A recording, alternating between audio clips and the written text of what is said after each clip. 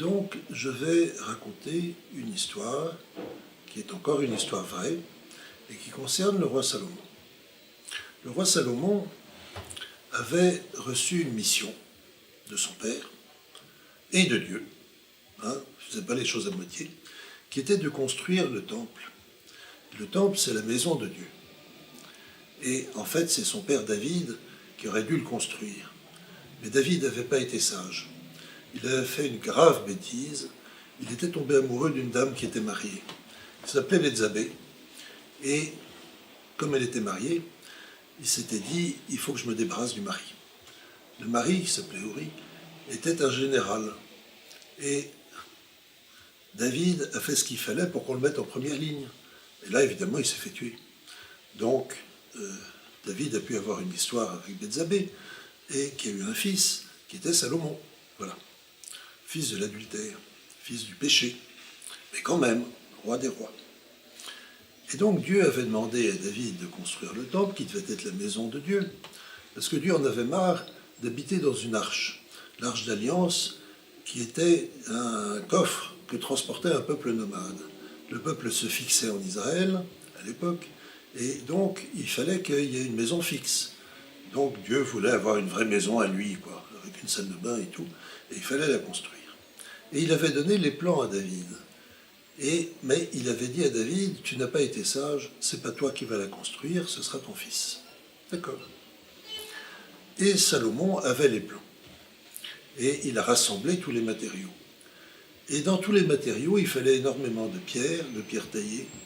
Or, il y avait un piège. Salomon était supposé être très sage, et donc Dieu n'hésitait pas à lui coller des devinettes. Il fallait que les pierres ne soient pas taillées par le fer. Donc, comment les tailler autrement? Il ne fallait pas que sur le chantier, on entende le bruit du métal. Alors, même si on les taillait ailleurs et qu'on les amenait, il fallait quand même un marteau et un burin. Il y avait un problème. Donc, Salomon a réuni tous ses conseillers et leur a dit, je suis en face de ce truc-là, je ne sais pas comment le résoudre. Comment est-ce qu'on peut tailler des pierres autrement qu'avec du fer?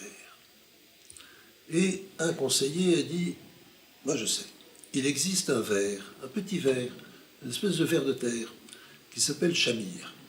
Et il a le pouvoir de tailler la pierre. Et Salomon s'est dit, mais ça c'est miraculeux, c'est ce qu'il me faut. Où est-ce qu'on le trouve? Et le conseiller a dit, ça malheureusement je ne sais pas. Je sais par contre qu'il y a un génie qui a son caractère, il n'est pas commode, il s'appelle Astarté, et il vit sa vie, et lui sait comment obtenir ce verre. Très bien. Et Salomon a envoyé ses hommes fidèles à la recherche du génie pour pouvoir trouver le verre. Et ils ont trouvé l'endroit où habitait le génie, et ils se sont cachés pour observer, ils se sont rendus compte qu'il partait le matin, allait à ses affaires, rentrait le soir, et là, il avait une habitude. Il avait un puits avec de l'eau très pure, qui était fermé par une gigantesque pierre, déposée sur la margelle du puits. Il le fermait. Il enlevait la pierre, puisait de l'eau, la buvait, remettait la pierre sur le puits et s'endormait. Et ils se sont dit, les hommes de Salomon, comment est-ce qu'on peut arriver à s'emparer de ce génie? Ils ont réfléchi et ils se sont dit, on va mettre du vin dans ce puits. Mais comment faire? Parce qu'il y a une pierre par-dessus, donc on ne peut pas. Et ils ont eu l'idée, étrange, extraordinaire, de percer un trou en biais, en partant de très loin, pour que le génie ne s'en aperçoive pas. Et ils ont atteint ainsi le fond du puits, avec ce canal souterrain qui partait de la surface allant jusqu'en biais. Et là-dedans, ils ont versé du vin. Et quand le génie est arrivé le soir, il a enlevé la pierre, il a puisé de l'eau, et il s'est dit, mais ce n'est pas de l'eau, c'est du vin. Le vin m'enivre, je ne peux pas boire ça. Mais il avait très soif, il l'a bu quand même. Et il s'est endormi d'un sommeil de plomb. Et pendant qu'il dormait d'un sommeil de plomb, les hommes de Salomon l'ont couvert de chaînes, marqué du sceau de Salomon, que les génies ne pouvaient pas enlever, car Salomon avait un pouvoir sur les génies, grâce à son sceau. Et quand il s'est réveillé, il s'est plaint et a dit « Pourquoi m'avez-vous fait ça? Qu'ai-je mérité? Qu'ai-je fait pour mériter ça ?» Et ils lui ont expliqué le problème. Ils lui ont dit « Nous sommes à la recherche du shamir, le ver qui peut tailler la pierre. Si tu nous aides, à ce moment-là, tu seras libre. » Et il a dit « Je ne sais pas où il est. Je ne sais pas. Je ne peux pas vous aider de ce côté-là. Tout ce que je peux faire, c'est vous renvoyer à quelqu'un d'autre. Il existe un oiseau. Et je sais que cet oiseau connaît le shamir. Donc, il va falloir que vous vous adressiez à l'oiseau. Alors évidemment, il ne vous aidera pas.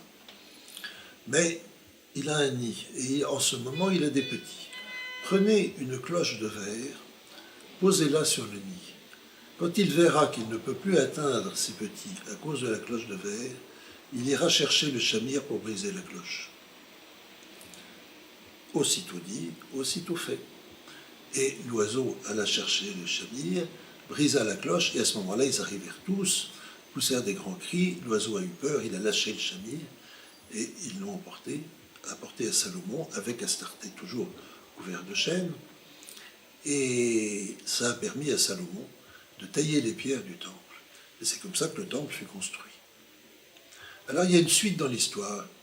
C'est que Salomon, il avait donc Astarté qui était prisonnier, mais à qui on avait promis la liberté. Donc Salomon lui a dit « Je vais te libérer ». Et Astarté a dit « D'accord ». Et dès qu'il a été libéré des chaînes, il a attrapé Salomon par le colbac et il l'a envoyé à travers les airs à 10 000 km de là. Et il a pris la tête de Salomon et il a régné à sa place.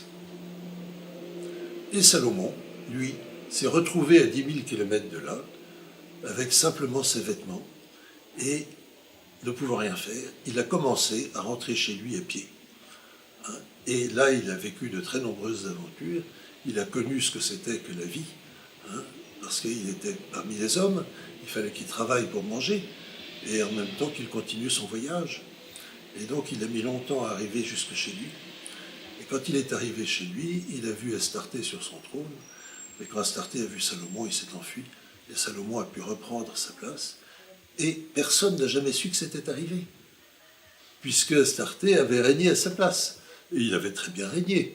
Ça avait été un excellent roi. Donc c'est une histoire que personne n'a véritablement connue. C'est simplement Salomon qui nous l'a racontée pour qu'on puisse vous la raconter.